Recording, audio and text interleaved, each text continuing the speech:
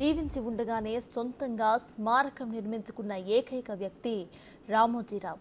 మరణం ఒక వరమని, తనకు చావు భయం లేదని చెప్పి చూపించారు ఆయన. తనకు నచ్చిన విధంగా స్మారక నిర్మాణాన్ని డిజైన్ చేసుకున్న వ్యక్తిగా ఆయన చరిత్రలో ఎప్పటికీ కూడా నిలిచిపోతారంటూ అంటే అతిశయోక్తి కాదు. ఆ దృశ్యాలను మనం బిగ్ టీవీ తెరపై ఎక్స్క్లూజివ్గా చూస్తున్నాం.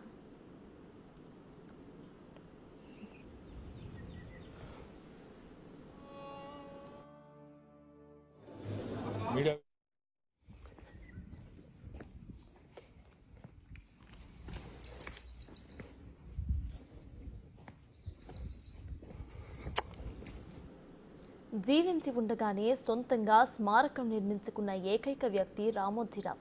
మరణం ఒక వరమని, తనకు చావు భయం లేదని చెప్పి చూపించారు ఆయన. తనకు నచ్చిన విధంగా స్మారక నిర్మాణాన్ని డిజైన్ చేసుకున్న వ్యక్తిగా ఆయన చరిత్రలో ఎప్పటికీ నిలిచిపోతారు అంటే అతిశయోక్తి కాదు.